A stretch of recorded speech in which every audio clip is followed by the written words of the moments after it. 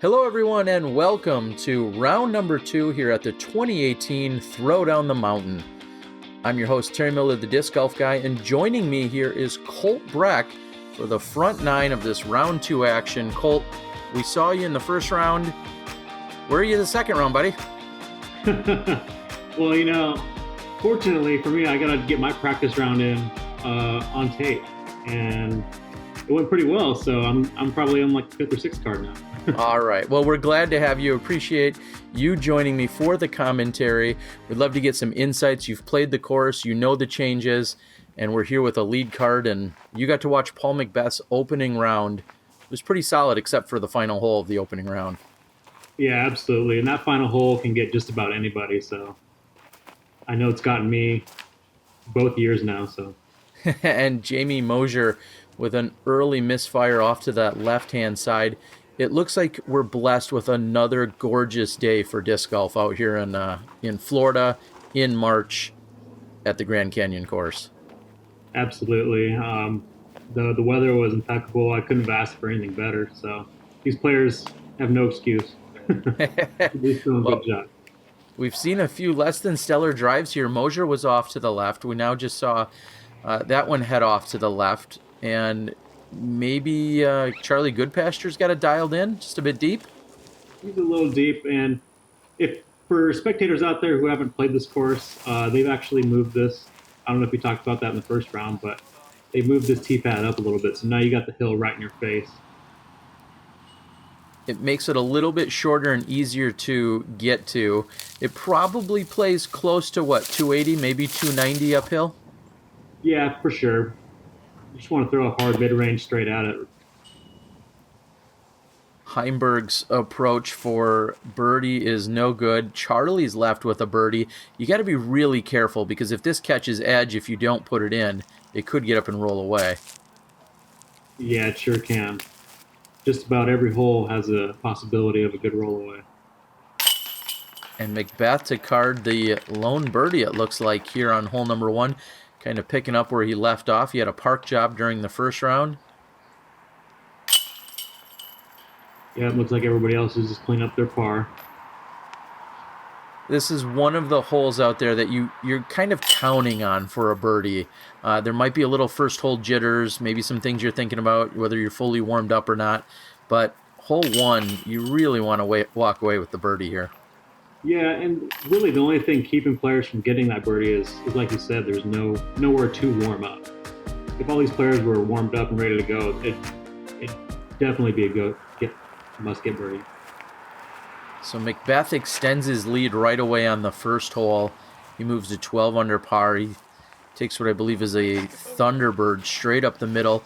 You see those flags out there. That's just a wet, kind of muddy area that's played as casual. Yes, absolutely.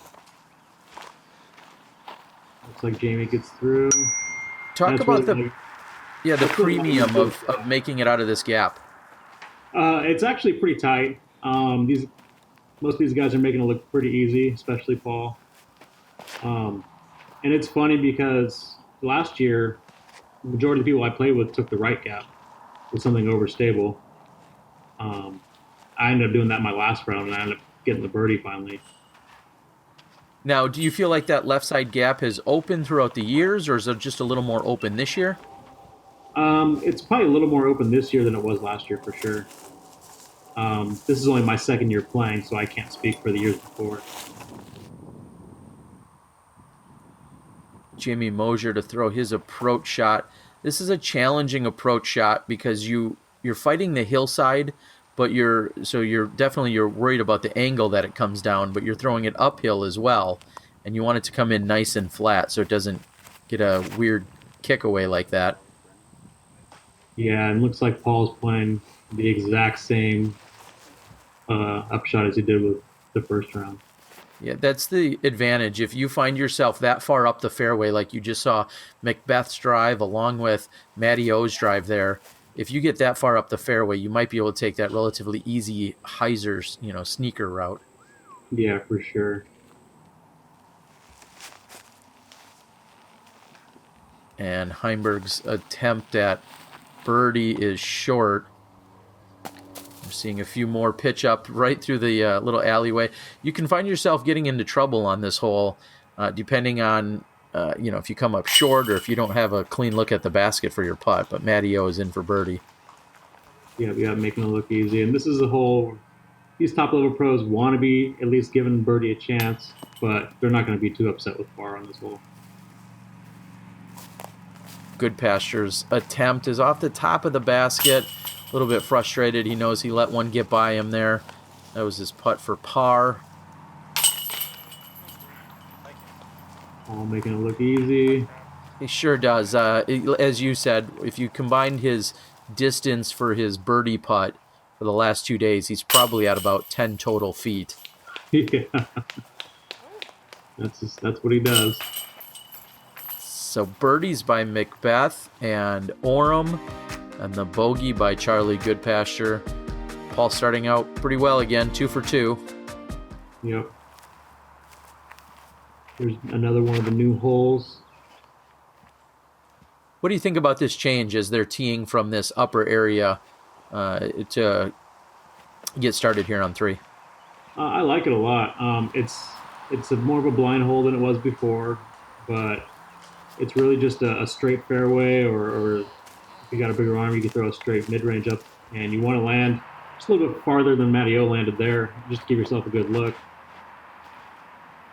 There's a service road or a path of sorts that you're really trying to get to, and that comes up short of it. You see the gravel directly in front. That's really where you want to get to, is that gravel area, so that you have a line right up the middle, and that's going to make things really difficult for Heimburg after hitting an early tree.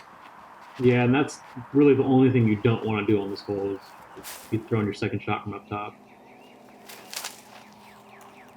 So Heimburg's second shot coming in, and really that's about where you want to be off of your drive. Yep. So out and around, a little bit blind. Heimburg's now actually might be able to save a par if he can get up and over the hill. He gets a good skip, but I think that's going to be short. He's going to be looking at a long par putt. Yeah, and the camera doesn't do that much justice on this hill. It's in your face. That tree right there is kind of where you want to aim and be missing hyzering in. So, when you speak of that hillside, right there's a good example. Jamie standing on that hillside, but maybe having awkward footing, and you could see he released it way early. And if that was on flat ground, you'd expect him to execute that shot all day. Yeah, and that's kind of what I was speaking to, was that hill is actually pretty steep, and a lot of players end up there, and getting your run up over all those rocks is really awkward, so you're going to see a lot of standstill shots. This is Heimburg for a long look at saving his par. And a pretty solid bid, but just off his mark, and McBeth remains perfect during this round, 3 for 3. Can't say I'm too surprised. Matty O with the easy birdie. Mm-hmm.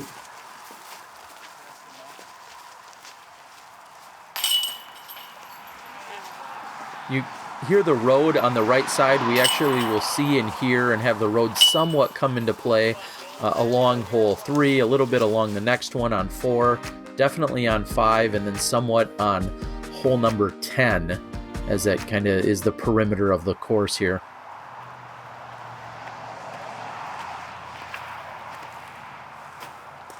.380 right up the middle. What's the shot here? Pretty much what Paul did there, except missed the tree. The one thing about this hole is the tee box is really awkward. You have these big roots in your way, and the only clean spot on the tee box is up top right, where you see all these guys going off. But it kind of throws off your alignment, because you want to take the right gap. Just hit it straight, hit it hard, and then let it skip up the hill. I spoke during the first round about keeping the nose flat on a number of these shots. I think this is one of them. You want to play for a little bit of a skip, as Charlie got there, but you want it to skip very straight. You certainly don't want something too stable that when it does finish, it's going to finish hard. And you see that one kind of skip straight as well. I really like that play. Yeah. Vinny's shot right there was pretty much exactly what you want to do. And all you got to do on your upshot is miss these few trees. Make sure you don't stand up and roll. You mentioned earlier there's a lot of spots on this course where you could hit a basket, you could hit a root, you could hit a tree near the basket, and then you kind of hold your breath for a moment and you hope, okay, I hope that doesn't get up and roll away from me. Yeah, absolutely. I suspect we'll see at least a couple rollaways, but maybe not with these guys, these high caliber players. Great putt by Heimburg. He's going to take, he's going to take the birdie here on hole number 4. And in the first 2 rounds, I believe that's the first birdie that I've seen on this hole. Wow, that's a little surprising.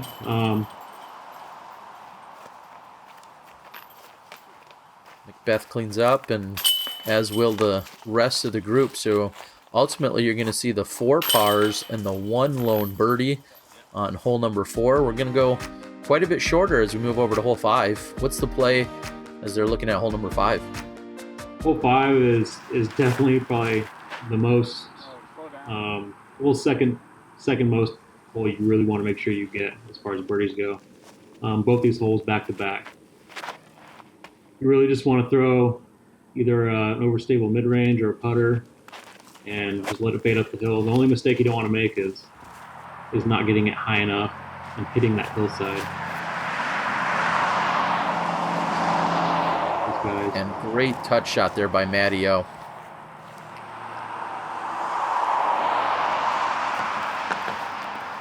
I think you're seeing plenty of stability, like you said, whether it's a mid or a putter, or even some of these guys throwing drivers. They're definitely playing the stability to get that to finish left. And DOB. Yeah, because that hill is where you don't want to hit. Goodpasture remains inbounds. Now here's an am move by Goodpasture. You get a full 2 meters, I believe, from that barbed wire. He should have maybe pulled himself away a little further. Yeah, I agree.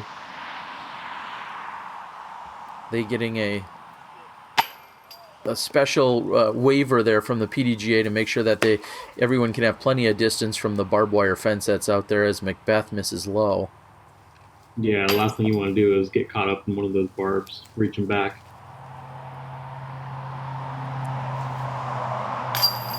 And yeah, this is the lead card. It looks like a little bit of struggles here on the putting green. We've seen 3 consecutive missed putts before Goodpasture's in for his par. I got faith in Matty O here. I think. Matty, the last chance at birdie for the group, and he's going to pick one up there. He's going to move himself to 3 under par for the round, which is going to tie him with McBeth's 3 under for the round. I'm a little bit frustrated as McBeth's going to tap in. Let's see if we can get an ace possibly on hole number 6. Hey, that'd be nice. Looks like Matty O and McBeth tied for the round. That's looking like it's going to be pretty good. That's the play. Yeah, we see it. Throw it into the ground and let it skip up. Exactly. I think that's exactly what you want to do. You want to be short, let it play up to the basket. If you go a few feet past, like Kelvin, no big deal. He's essentially pin high. And then you see a few people taking short run-ups like McBeth here, or you see even some standstill shots. What would you say is the big advantage of the standstill like we're seeing from Mosier? The standstill is just going to give you a little bit more control and make sure you get your nose down on that disc. Walking into it, you have the... You might do that right there and throw it too flat. Yep. You're going to go a little long, yeah. Goodpasture still has a look at birdie, and he's going to capitalize and do just that. Yeah, and it's funny throwing off the top of that hill. I mean, when you see the disc land, it looks like it's far, but as soon as you get down there, it's still probably going to be inside the circle as long as you don't hit anything. I think we saw 4 birdies during the first round, and thus far we're seeing, after McBeth, yep, it looks like we're going to be 3 for 3 on this card, and everyone's inside of that. So certainly a must-get hole in hole number 6. 255 barely probably plays about 200 feet. Yeah, if that. Calm day, no winds. We're in a little bit of a low-lying area at the moment, but it seems like the winds have been relatively calm and temperatures are not too sweltering and humidity's low. So I don't know if you could pick a better day for golf. Yeah, and I mean the whole weekend was perfect. That's also one of the holes you don't really have to worry about a rollaway. One of the very few, you're right. Hole 7, this is a new tee pad from last year, making this a true par 4 and also allowing for some of the most beautiful catch shots by our cameraman Jeff. What do you think about this one? Yeah, well, the tee pad's not new. It's the basket placement that was new this year, as far as I remember. But so you pretty much want to land where it was last year, but a little long for Vinny through is picture perfect. You just want to make sure you throw it with enough hyzer and throw it high and let the wind and the air just carry it where you want it. I would say the one mistake to make here is if you'd rather throw it a little too far, McBeth's going to be pushing that right side fairway slightly. The one thing you don't want to do is come up short, find yourself in the sawgrass. I think we saw a few of the players first round do that, and that can be really punishing. Yeah, I believe I was one of those players. I wasn't going to say that. But you wanted to. But Goodpasture just looks like he just cleared that, but that sawgrass is nasty if you find yourself in it. Just doesn't give you a clean look at this second shot. Yeah, and even where Matty O is right there, you can get caught up where you don't have a run up sometimes, and that can really mess up the drop shot too. Jamie also on that right side, so he's a little deep ultimately on the tee shot, and that's fading out and ends up hyzering out and short of him. He's at the base of the hill. Yeah, he just needed a little bit more sauce on that. Did he pay you to say that? And McBeth's approach, short. He could have used a little more sauce as well, I guess. Yeah. Maybe we should add a little sauce counter up top in the corner. I'm not sure Mosier's a Patreon supporter at a high enough level or any level to get that many shout outs. But here's a great looking shot by Heimburg. I talked about it in the first round. That area back there really provides for a great backdrop. I mean, you can be really aggressive on a 200-foot approach shot because you've got that backdrop. Yeah, absolutely. Don't be afraid of running it long. The only thing you get caught up in is when in the first round you saw Paul's hit the backboard and then stuck on the backboard. So then he had a little bit awkward footing. Now, after a few minutes, I just mentioned how calm it was, how gorgeous it is, and McBeth taking a little extra time here. He's feeling that wind with this uphill birdie putt. Yeah, that's 2 rounds in a row where he didn't get this hole. I'm sure he wants that putt back. Good job. And a solid birdie by Orum. Orum seems to be fine in his groove. I believe that's going to put him what looks like probably 5 down through the first 7 holes. Yep, Matty O trying to make himself a little run. Colt, for those that may not know, where are you located out of, and how often do you see some of these players? I'm currently living in Savannah, Georgia. I'm from Portland, Oregon, though.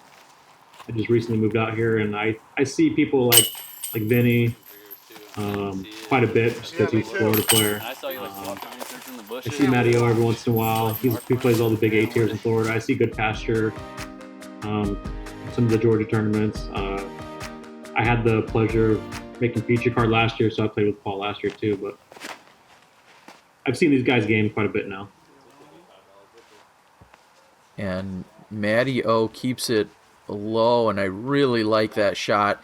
You want enough stability here so it doesn't turn over and get away from you. You don't want it to skip flare too hard, but if it does, you may get a little bounce back and something like that maybe. I'm not sure if I would have called it off the sawgrass necessarily. Yeah. Oh yeah, these guys are all throwing pretty good shots here. Just want to miss that tree. Yeah, Charlie. One mistake.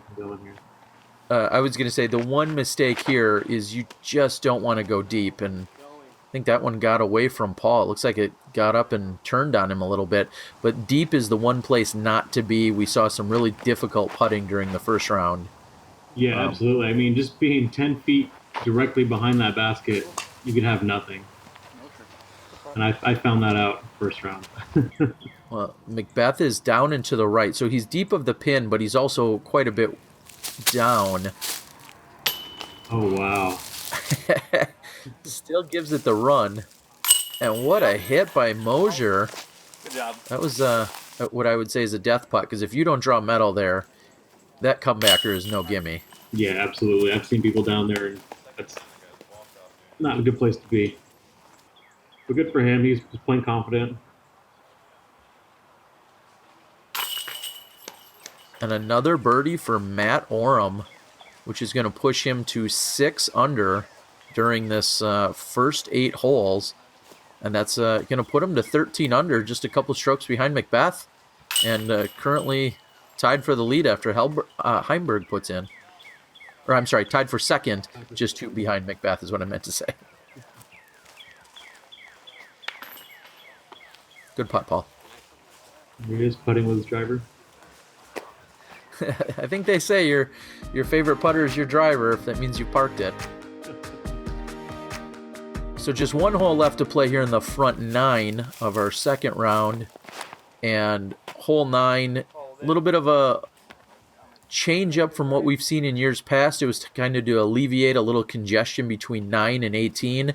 Now they don't have crossing fairways like we've sometimes seen in the past. What's the attack on this hole? This is, you just want to rip something that's going to turn over and stay turned over all the way to the pin. The wind wasn't too bad, maybe a slight headwind, but you can use that to your advantage on this hole too. Charlie's getting over pretty good. If that flexes, oh, that's the one tree you got to miss. It looked to be on a really good line, and something that I thought was relatively interesting, and it threw me off as the camera there for a moment. It seems like Mosier just really wants to play this to the base of the hill. I believe that's a mid-range even, and I don't think he's really trying to fight around or through the trees like we're watching McBeth's beautiful flight path there. Mosier's just playing to the base of the hill, trying to keep that tree out of play, and I think he's really just playing this hole for a 3. Yeah, definitely. I mean, the fact that he had that disc in his hand and he threw it nose down, looks like he must have not had much success in his practice rounds, maybe. I don't know. He's definitely got more than enough power to get it there. So. Yeah, I think he's just trying to keep possibly the bogeys out of play. And I guess strategically, I would say this is a hole that not a lot of people are going to. So maybe he feels like, you know what, if I just take an easy 3 and stay stress-free on it, that's going to be better than, getting aggressive and possibly getting burned.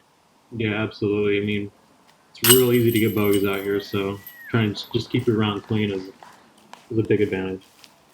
And Heimburg's going to finish out the front 9 with a birdie. That's going to put him to 4 under on the front 9 and 13 under overall. And a few more tap-ins. And as these guys complete, I want to say thank you, Colt. Thank you for joining me. Hope you'll think about coming back for the back 9 as everyone's enjoying the action from down in Florida. We're just outside of Brooksville at the Grand Canyon course. The temporary layout used just for the Throwdown the Mountain. Presented by both Sun King Disc and Discraft. Yeah, thanks for having me, Terry. We'll see you on the back 9. All right, it sounds like a plan. Paul McBeth still in the lead. He's at 15 under. 13's by Kelvin and Orum. We'll see you on the back.